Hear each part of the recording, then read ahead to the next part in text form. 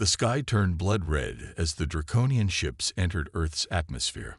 People stopped and stared at the massive vessels that blocked out the sun. Admiral Frank Harris watched from the command center of Earth's main defense station. His face showed no emotion, but his eyes revealed his fear. "How many?" he asked, his voice steady despite the chaos around him. "We count over 300 capital ships, sir," replied Officer Jenna Miller. Her fingers moved quickly over the control panel. "And thousands of smaller fighter craft." Frank nodded slowly.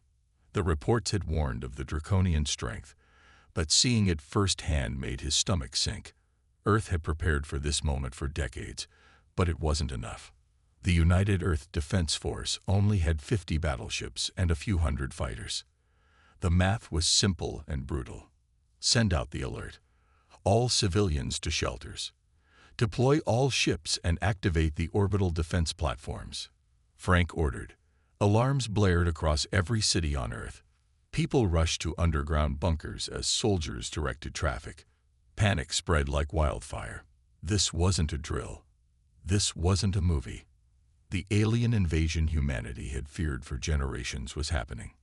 In New York, Jack Spencer hugged his wife and daughter before reporting to his fighter squadron. In Beijing, engineer Susan Lee rushed to activate the city's shields. In Lagos, Commander Peter Okafor prepared his ground troops for what would surely come next. All across the planet, 7 billion humans faced the same terrible reality. The first attack came swiftly. Draconian energy beams sliced through Earth's orbital defenses like they were made of paper. The space battles lasted only minutes before Earth's ships were destroyed or scattered. "We've lost contact with the Europa station," reported Communications Officer Ben Kelly. "Luna Base is under heavy attack." Frank gripped the edge of the command table. "What about our Pacific Fleet?" "Gone, sir. The Atlantic Fleet is trying to regroup near Iceland, but they're surrounded." The images on the main screen showed Earth's defenses crumbling. The Draconians moved with military precision that spoke of centuries of conquest. Their ships were sleek and angular, with weapons Earth scientists barely understood. The aliens themselves remained hidden inside their vessels, but intelligence suggested they were reptilian beings from a distant star system. Their message had been simple when first contact was made 3 months ago: surrender or be destroyed. Earth had refused to surrender. Now they were being destroyed. "Sir, they're landing ground forces," said Tactical Officer Diane Foster. "Paris, Tokyo, and Chicago are reporting massive troop deployments." The next hours passed in a blur of desperate messages and failed counterattacks. Frank coordinated what resistance he could, but it was like fighting a hurricane with a paper fan. By nightfall, 20 major cities were under draconian control. "We need to evacuate this facility," said Colonel Larry Webb. "Intelligence suggests they've located our command center." Frank shook his head. "Not yet. Get me a secure line to all remaining military leaders." Protocol Omega. The officers exchanged worried glances. Protocol Omega was the code for Earth's final defense options. It meant the situation was beyond conventional hope. 30 minutes later, the surviving military leadership connected through encrypted channels. Their faces showed the same grim determination as Frank's. "The conventional war is lost," Frank said simply. "We expected to last weeks. It's been 12 hours. General Maria Ruiz of the South American Alliance spoke first. "My forces are pushed back to the Andes. We can't hold much longer." Similar reports came from around the world. The Draconians were unstoppable. "There is one option left," Frank said carefully. "Project Lazarus." The virtual room went silent. Most had heard rumors of the project, but few knew details. "That was shut down decades ago," said General Alan Wright. "Deemed too risky." "We're beyond risk assessment," Frank replied. "I've already sent the activation codes to Dr. Olivia Martinez. If anyone can make it work, she can." As they spoke, the building shook from nearby explosions. Dust fell from the ceiling. "This meeting is over," Frank said. "Disperse to your backup locations and maintain resistance as long as possible. By Dr. Martinez's time. As the connections cut off, Frank looked at his remaining officers. You have 10 minutes to evacuate. I'll stay to wipe the systems. Outside, the red sky had turned black with smoke as humanity faced its darkest hour. But beneath the Rocky Mountains, in a facility forgotten by most, lights were coming on for the first time in 50 years. Project Lazarus was waking up. Dr. Olivia Martinez moved quickly through the underground tunnels. The facility was cold and damp after 50 years of minimal maintenance. Behind her, Captain William Keller led a small team of 6 soldiers, their weapons ready. The distant rumble of explosions from the surface reminded them of the war raging above. How much further? William asked, his flashlight cutting through the darkness. Almost there, Olivia replied. She checked the old paper map in her hands. Electronic devices might be tracked by the Draconians, so they relied on methods from another age. The main chamber should be just ahead. They had traveled for 3 days to reach this place. The journey had been dangerous. Twice they had hidden from Draconian patrols. Once they had fought their way through a destroyed city. 4 soldiers who started with them didn't make it. The tunnel opened into a large chamber. Olivia's hand found the old power switch, and with a deep hum, lights flickered on for the first time in decades. The room revealed itself slowly.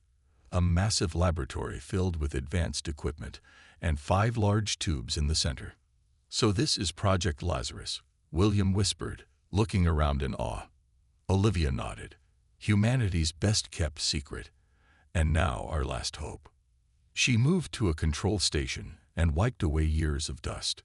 The computer system was old but separate from all networks.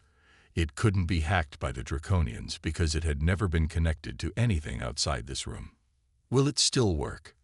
Asked Sergeant Nancy Reed, one of the soldiers. It has to, Olivia said simply.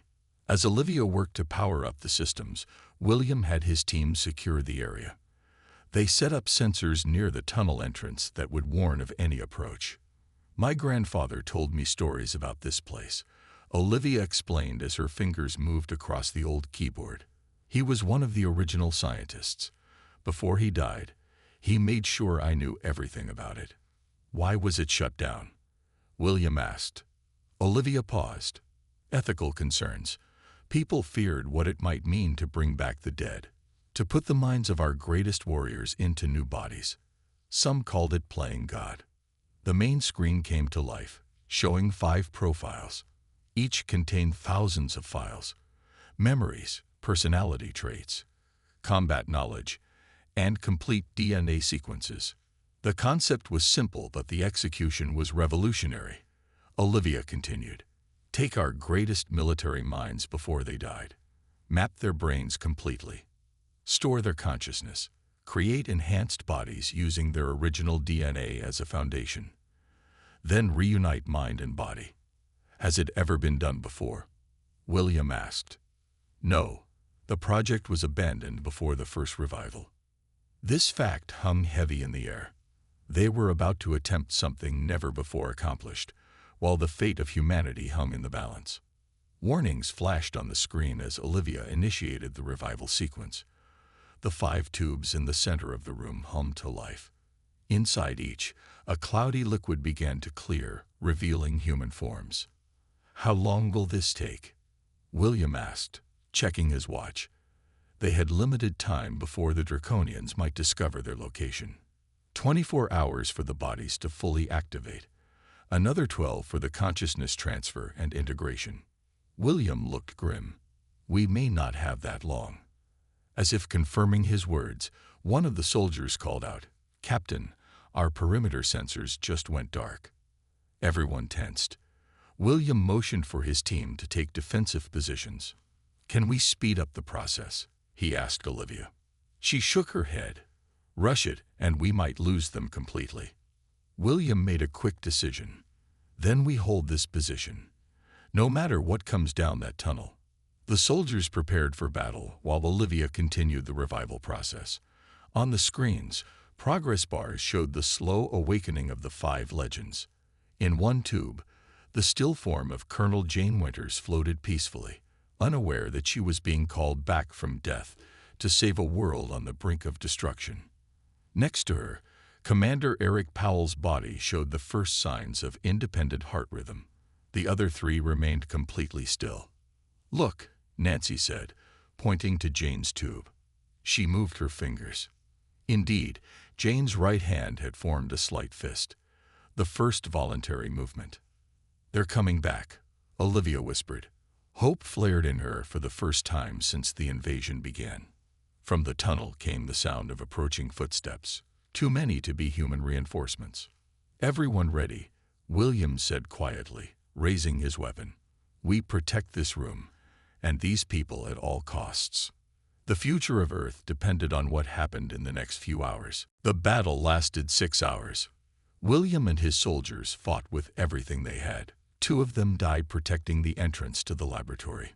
The Draconians sent wave after wave of troops, but the narrow tunnel worked in the humans' favor. Enemy soldiers could only come through a few at a time. By the time the attack stopped, William was down to his last magazine of ammunition. Blood ran from a cut above his eye. Nancy had been shot in the shoulder but still held her position. The other surviving soldier, Kevin Morris, had used a knife when his gun ran out of bullets. "They're pulling back," Kevin said, peering down the tunnel. "But they'll be back with heavier weapons." William nodded grimly. "How's the revival going?" He called back to Olivia. She hadn't left the control station once during the fighting. Her face was pale from stress and lack of sleep, but her hands remained steady on the controls. 70% complete, she replied. "Bodies are fully formed and functioning. Brain patterns are integrating now." William moved closer to the tubes. The cloudy liquid had become completely clear. He could see the 5 figures inside, their chests rising and falling with steady breaths. They looked like they were simply sleeping. "Which one is which?" he asked. Olivia pointed to each tube. "Colonel Jane Winters, the tactical genius. She once held off an enemy force 20 times her size for 2 weeks, using only basic weapons and clever planning." She moved to the next tube. "Commander Eric Powell, greatest naval strategist in history, never lost a ship under his command. Created battle formations still studied today." The third tube contained a man with dark skin and a scholar's face. Dr. Gregory Washington, weapons designer, created systems that were decades ahead of their time. In the fourth tube floated a woman with short hair and a body covered in old scars. Sergeant Lisa Graham, most decorated Special Forces soldier ever, completed 67 missions that were considered impossible. The last tube held an older man with a commanding presence even in sleep, General Samuel Brooks. Led the unified forces during the resource wars, saved millions of lives with his strategies. William looked at the 5 legends with a mixture of hope and doubt. They've been dead for decades. Will they understand what's happening? Will they help us? "They were chosen not just for their skills, but for their character," Olivia said. "Each one sacrificed everything to protect others during their lifetime. They'll help." A loud explosion echoed from the tunnel. The Draconians were blasting their way through the debris that blocked their path. "How much longer?" William asked urgently. 15 minutes. Maybe less if. A much larger explosion cut her off. The lights flickered. Dust fell from the ceiling. "They're using heavy explosives," Kevin shouted from his position.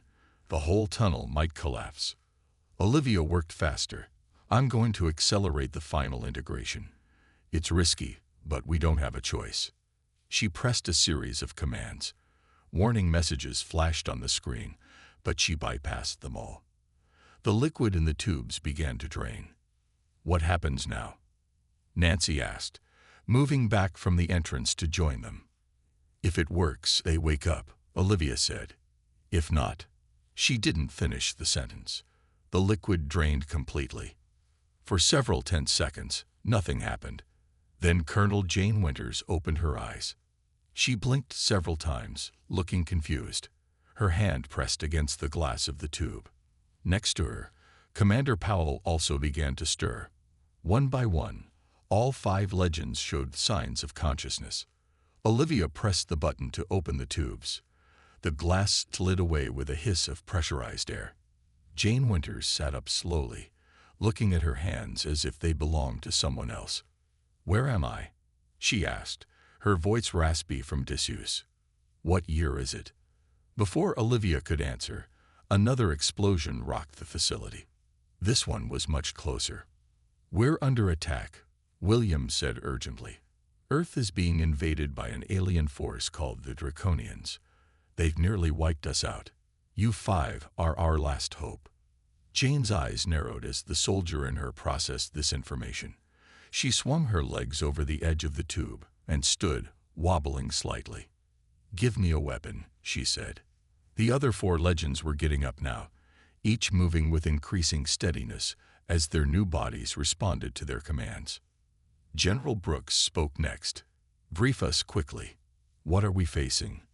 William started to explain, but Kevin's shout interrupted him. "They're through. Enemy forces incoming." The Draconians had broken through the final barrier. Alien soldiers poured into the laboratory, weapons raised. William, Nancy, and Kevin took positions to defend the still recovering legends. But Jane Winters was faster than anyone expected. She grabbed Kevin's spare pistol and fired 3 perfect shots. 3 Draconians fell. Her body was new, but her skills remained razor-sharp. "Everyone behind me," she ordered. "This is what I do." The battle for Earth's survival had truly begun. The first wave of Draconians fell quickly. Jane moved with impossible speed and precision. Each shot found its target. Behind her, the other legends were finding their strength. General Brooks picked up a fallen weapon and joined the fight. His movements were slower than Jane's, but just as deadly. "We need to retreat," William shouted over the gunfire. "Find a more defensible position." Jane nodded. She understood battle tactics better than anyone. This narrow space gave the Draconians too many advantages. "Is there another way out?" she asked Olivia. "Yes, an emergency tunnel leads to the surface about 2 miles from here." General Brooks took command naturally. "Dr. Martinez and the injured first. Commander Powell, take point with Colonel Winters. Dr. Washington and Surgeon Graham with me at the rear." Everyone moved without question. Even William, a captain used to giving orders, found himself following Brooks' commands. There was something in the general's voice that inspired complete trust. They made their way through a hidden door at the back of the lab. Behind them, more Draconians poured into the main chamber. Eric Powell, still getting used to his new body, closed and sealed the door. "They'll break through that in minutes," he said. "Then we move fast," Brooks replied. The emergency tunnel was narrow and dark. They used the few remaining flashlights to guide their way. Nancy stumbled, her wounded shoulder making it hard to keep up. Lisa Graham, the Special Forces legend, lifted her easily. "I've got you," Lisa said. William watched in amazement. These people had been dead hours ago. Now they moved and fought like elite soldiers. Better than elite soldiers. "How do you feel?" he asked Eric Powell, who was walking beside him. "Strange," Eric admitted. "This body feels both familiar and foreign. My mind remembers skills, but my muscles are still learning them." He flexed his hand. "But it's coming back quickly." Dr. Gregory Washington was examining the draconian weapon he had picked up. "Fascinating design. Plasma-based projectile system. I can already see ways to improve our own weapons to counter this." The sound of pursuit echoed in the tunnel behind them. The Draconians had broken through the door. "Keep moving," Brooks ordered. "We can't fight effectively in this space." They picked up their pace. After what seemed like hours but was only 20 minutes, they reached a ladder leading up to a hatch. Eric climbed first, pushing open the heavy metal cover. Dim daylight filtered down. "Clear," he called. One by one, they emerged into a forest. The trees provided good cover. In the distance, they could see smoke rising from burning cities. The sky was still red from draconian ships hovering in the upper atmosphere. "What's our next move?" William asked once everyone was out. The five legends looked at each other. They had been revived to save humanity, but the task seemed impossible given what they faced. "We need information," Jane said practically. "Current enemy positions, remaining human forces, available weapons." Gregory nodded. "And I need a proper lab. These draconian weapons can be reverse engineered." "What about the other Project Lazarus candidates?" Lisa asked. The files mentioned 20 potential revivals. Olivia shook her head sadly. "You five were the only ones whose data remained intact. The others were corrupted over time." Brooks looked at the smoke on the horizon. "So it's just us." "Not just you," William said firmly. "There are resistance cells all over, small groups fighting back. If we can reach them, coordinate them." Eric's military mind was already working. "We need transport, communications, a base of operations." "I know a place," Nancy said, speaking up despite her pain. "About 10 miles from here, an old military bunker. Not on any modern maps." Jane checked the ammunition in her weapon. "Then that's where we start." As they prepared to move, a draconian scout ship appeared overhead. They froze, pressing against trees for cover. The ship hovered for a moment, then moved on. "They're looking for us," Kevin said. "Good," Jane replied with a cold smile. "Let them look. They have no idea what they've awakened." Lisa checked Nancy's wound, tightening the makeshift bandage. "Are you going to make it 10 miles?" Nancy nodded determinedly. "I've come this far to find Earth's legends. I'm not missing what happens next." As they moved through the forest, the legends began to talk among themselves, sharing quick stories of their past lives, trying to bridge the gap of decades. They had all been revived with their memories intact, but those memories ended at their deaths. Everything since was new and shocking. "How long has it been?" Gregory asked Olivia. "Since I died." 62 years, she replied quietly. He let that sink in. More than half a century gone. Everyone he had known was likely dead. The world he remembered was gone. And now aliens threatened to destroy what remained. "Well," he said after a long moment, "at least I have work to do." In the distance, another explosion lit up the horizon. Earth was burning. But for the first time since the invasion began, there was a spark of hope. The old military bunker was better than they had hoped. Hidden beneath what looked like an abandoned farm, it contained supplies, weapons, and best of all, communications equipment that still worked. It had been built to survive nuclear war, which made it perfect for hiding from alien invaders. "This will do nicely," Eric said as he examined the main room. The bunker had power from old solar panels and a backup generator. Maps covered one wall, though they were outdated. Gregory immediately claimed a small workshop space. He had already taken apart one of the draconian weapons and spread the pieces across a table. His eyes lit up as he worked, mind racing with ideas. "I think I can modify our weapons to be more effective against their armor," he said to no one in particular. Jane and Brooks studied the maps, marking locations where they knew draconian forces had been spotted. Lisa helped Nancy tend to her wound with medical supplies they found. William used the communications equipment to send out an encrypted message on old military frequencies. If any human forces still used these channels, they might hear it. "Now we wait," he said, joining the others. They didn't have to wait long. Within an hour, the radio crackled with a response. "This is Captain Olivia West, Eastern Resistance. Identify yourself." William grabbed the radio. "Captain William Keller, UEDF. We have a special team with us. Request secure meeting." There was a pause before the response came. "Sending coordinates. Be there at 600 tomorrow. Come unarmed, or don't come at all." Jane shook her head. "We're not going anywhere unarmed." "We need allies," Brooks reminded her. "But I agree. We'll hide weapons, not go without them." That night, they took turns sleeping. The legends needed less rest than normal humans, another enhancement of their new bodies. While the others slept, Jane stood watch with William. "Tell me about these draconians," she said quietly. William described everything he knew: their appearance, weapons, tactics. Jane listened intently, asking sharp questions. "They're overconfident," she concluded. "Used to easy victories. That's a weakness we can exploit." At dawn, they moved out. The meeting point was an old train tunnel 5 miles away. They traveled carefully, avoiding open areas where draconian ships might spot them. "Something's bothering me," Lisa said as they walked. "Why would the draconians care about Earth? What do they want?" "Resources, probably," Eric replied. "Water, minerals." "No," Gregory disagreed. "They could get those things from uninhabited planets with less resistance. They want something specific to Earth."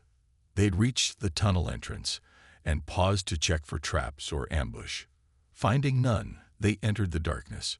Jane and Lisa took the lead, with Brooks and Eric flanking Olivia. Gregory and the injured Nancy stayed in the center, with William and Kevin bringing up the rear. Deeper in the tunnel, they saw flashlights. A group of people waited, tense and alert.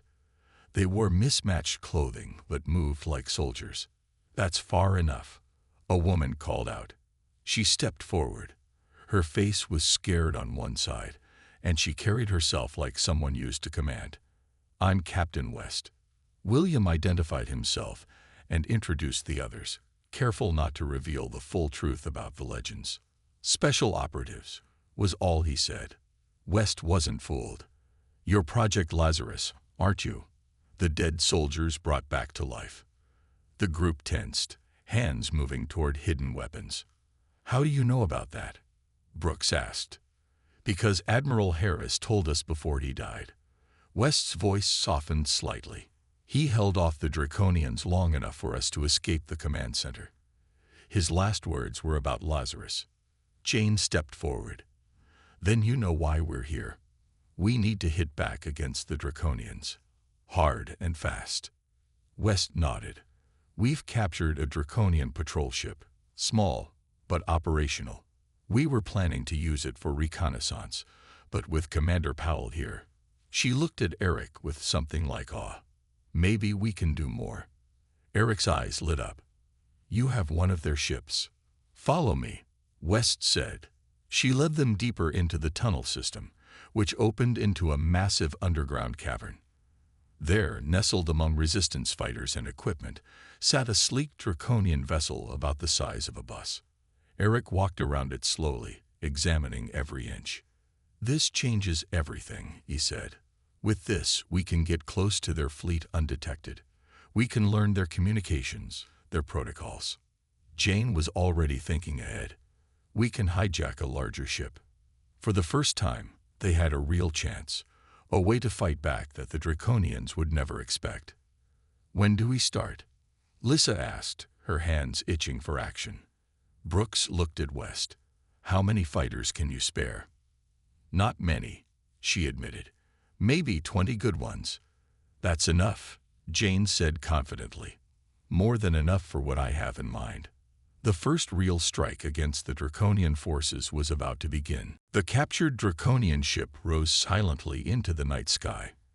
Inside, Eric Powell sat at the controls, his fingers moving with growing confidence. 2 days of studying the alien technology had been enough for his enhanced mind to grasp the basics. "System check," he called out. "Weapons operational," Jane replied from her station. She had mastered the targeting systems faster than anyone expected. "Shields at full capacity," Gregory added. He had not only learned the ship's systems, but had already made small improvements.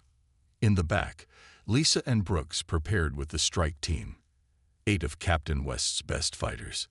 Their plan was simple but dangerous. They would approach a larger draconian vessel, pretending to be a returning patrol. Once close enough, they would board and capture it. "Are you sure this will work?" William asked, standing behind Eric's chair. He had insisted on joining the mission despite Brooks suggesting he stay behind. "No," Eric admitted, "but it's the best chance we have." The small ship glided through clouds, staying low to avoid detection by the main Draconian fleet. Their target was a mid-sized ship that monitored Earth's eastern coastline.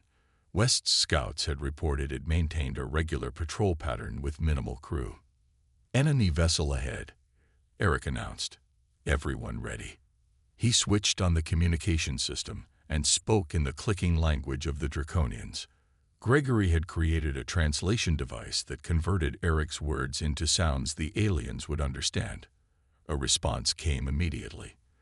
The larger ship was asking for identification. "This is where we find out if our codes work," Eric said quietly. He transmitted the identification sequence they had taken from the ship's computer. Tense seconds passed. Then the larger ship responded with landing instructions.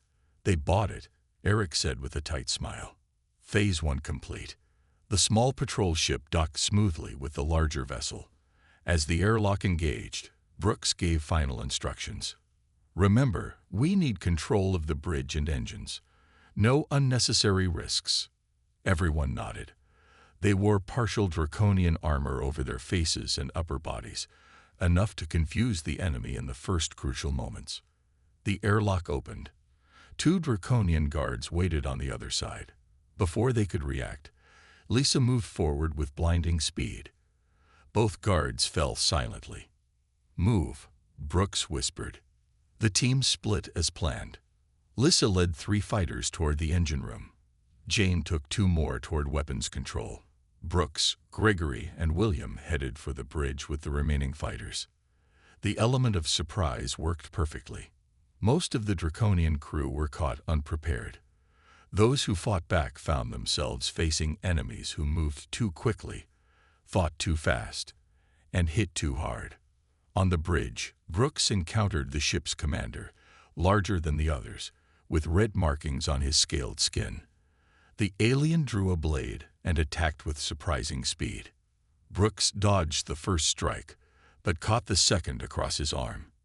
He felt pain but no weakness, another benefit of his enhanced body.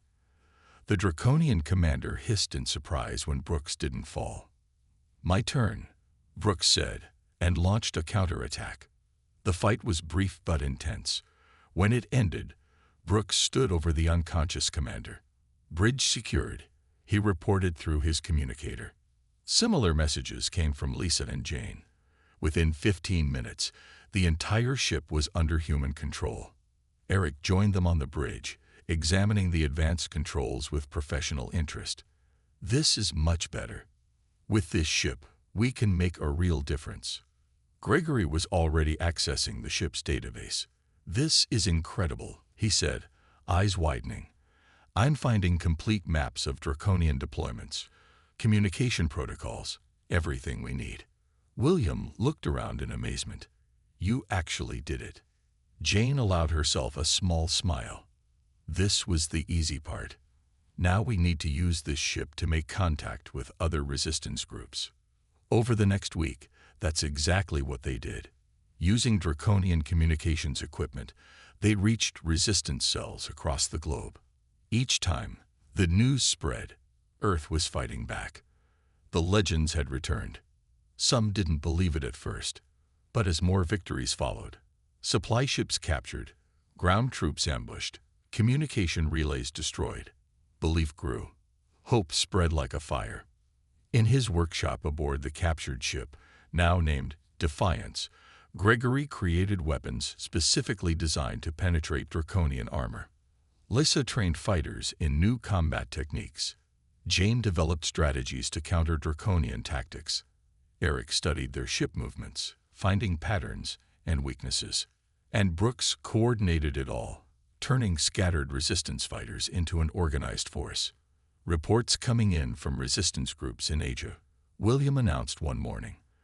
They'd successfully attacked 3 Draconian outposts using Gregory's weapon modifications. Brooks nodded with satisfaction. The tide is turning. Slowly, but it's turning. For the first time since the invasion began, humanity had hope, and the Draconians were starting to notice. The Draconian response came swiftly and with overwhelming force. Their high command had finally recognized the growing threat of human resistance. A massive red ship, 3 times the size of any they had seen before, appeared in Earth's orbit. Around it gathered hundreds of smaller vessels. "The Crimson Fleet," Eric said grimly as he studied the sensor readings aboard the Defiance. "Their elite force. They only deploy it for the most serious threats." Jane stood beside him, arms crossed. "They're taking us seriously now." Messages flooded in from resistance groups worldwide. Draconian forces were pulling back from occupied territories, consolidating their positions. Major cities that had been under alien control were suddenly abandoned. "They're changing strategies," Brooks observed, "preparing for a different kind of fight." Gregory entered the bridge, his face excited despite the grim news. "I finished analyzing their communications. I know what they're after now." Everyone turned to him. "It's water," he explained, "but not just any water. They're extracting something from our oceans, a rare element that exists in trace amounts in Earth's seawater, but is apparently essential to their technology.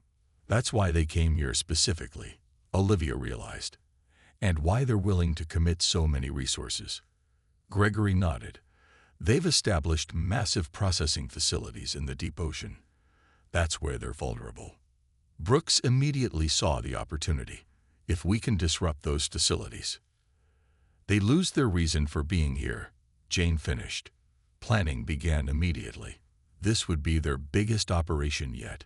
They had 18 captured Draconian ships now, crewed by humans trained by the legends.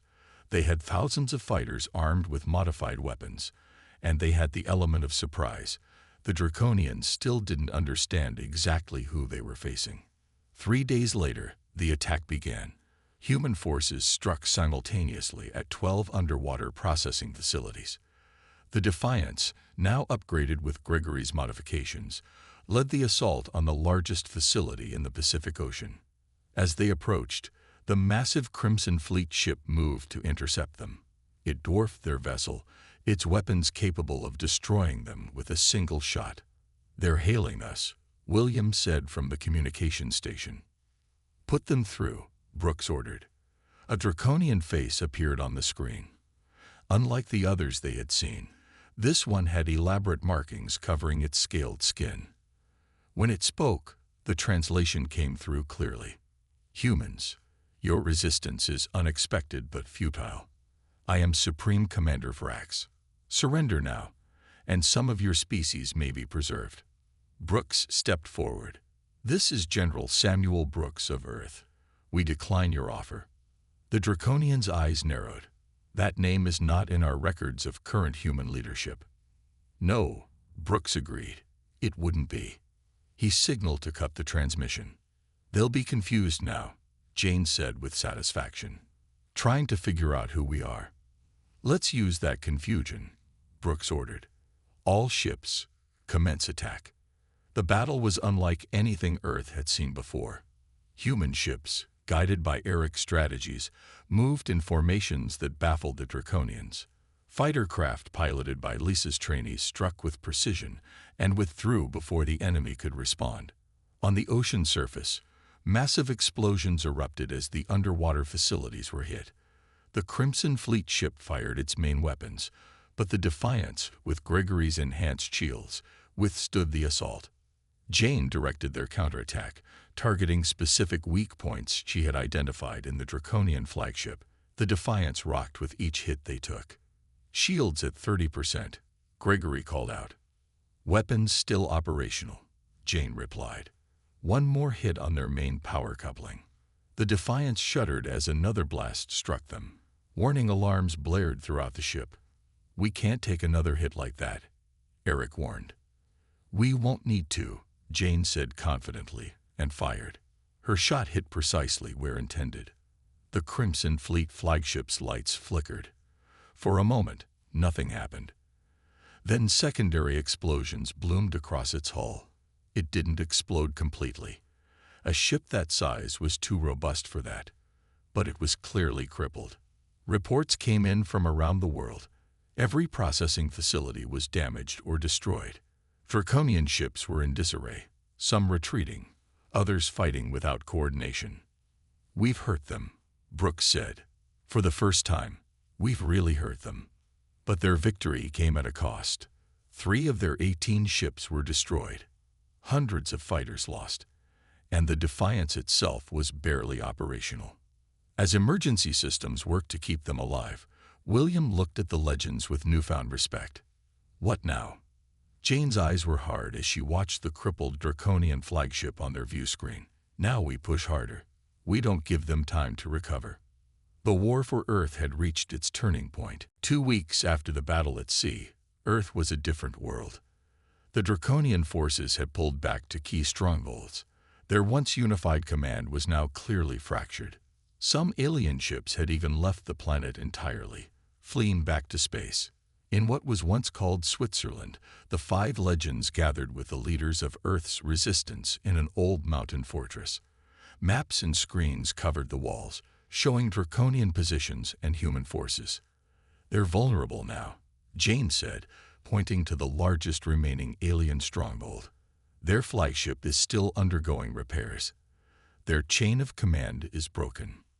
Eric nodded in agreement. Our intelligence suggests there are factions forming among them. Some want to retreat and cut their losses, while others want to double down and bring more forces, Brooks added. We need to act before reinforcements arrive. Gregory stepped forward. I've completed the weapon. All eyes turned to him. For days he had worked without sleep, developing something he claimed would end the war. It exploits a frequency that disrupts their neural systems. Not lethal, but completely disabling. How close do we need to get? Lisa asked. That's the problem, Gregory admitted. It needs to be delivered directly to their command center. Inside the flagship. Silence fell over the room. What Gregory was suggesting was essentially a suicide mission. Brooks broke the silence. I'll go. We'll all go, Jane corrected. This is why we were brought back. The plan took shape quickly. Using data from their previous attack and information from captured Draconians, they identified a way to approach the flagship undetected. It would require perfect timing and more than a little luck. The night before the mission, William found Brooks alone, looking at the stars. You don't have to do this, William said. You've already done more than anyone could ask. Brooks smiled slightly. You know what's strange? In my first life, I always feared death. Now, having already died once, I find I don't fear it at all. Just come back if you can, William said. Earth will need leaders to rebuild. The next day, a small ship approached the Draconian flagship. It appeared to be one of their own scout vessels. Inside were the 5 legends, along with a small support team including Olivia Martinez. The ship had been modified by Gregory to emit false signatures that would fool Draconian sensors. We're being hailed, Eric said as they neared the massive flagship. Respond according to plan, Brooks instructed. Eric transmitted a distress signal using Draconian codes they had captured. The flagship responded by activating a tractor beam, pulling their small vessel into a docking bay. Here we go, Jane said, checking her weapon one last time. The moment they docked, the team moved with practiced precision. Jane and Lisa led the way, taking down surprised Draconian guards. Brooks and Gregory followed with the neural disruptor device, while Eric guided them using memorized schematics of the ship. Alarms soon blared throughout the flagship. The element of surprise was gone, but they had expected that. What mattered was reaching the central command center. This way, Eric called, leading them down a corridor. Ahead, a group of Draconian soldiers appeared, weapons raised. Lisa charged forward, moving faster than seemed possible. The aliens fired, but she was already among them, striking with deadly efficiency. The others joined the fight. It was brutal and quick. Gregory's hit, Olivia called out. The scientist had taken a blast to his side. Keep going, Gregory gasped, clutching the device. I can make it. 3 more battles, 3 more corridors. Each one cost them. 2 of their support team fell. Brooks took a wound to his leg that slowed him but didn't stop him. Finally, they'd reached the command center doors. Beyond was Supreme Commander Vrax and the heart of the Draconian invasion force. "Ready?" Brooks asked, looking at his team. These legends who had given everything twice now for their planet. They nodded. "For Earth," Jane said simply. They breached the doors in a coordinated assault. The command center was massive, with dozens of Draconians at various stations. At the center stood Vrax, somehow looking both surprised and expectant. "Now, Gregory," Brooks ordered. With the last of his strength, Gregory activated the device. A high-pitched sound filled the air, inaudible to humans, but devastating to Draconians. Throughout the room, aliens fell to their knees, clutching their heads. Vrax alone remained standing, though clearly in pain. "You cannot defeat an empire." Brooks approached him steadily. "We don't need to defeat your empire. Just you." Hours later, from the bridge of the captured flagship, Brooks broadcast a message to all Draconian forces on and around Earth. Beside him stood a subdued Vrax. "By the authority of Supreme Commander Vrax, all Draconian forces are ordered to withdraw from Earth space immediately. This world is now recognized as sovereign and untouchable territory." Across the world, humans watched in amazement as alien ships began rising into the sky. The invasion that had nearly destroyed humanity was ending not with a final battle, but with a retreat. Earth had won. Against impossible odds, humanity had survived.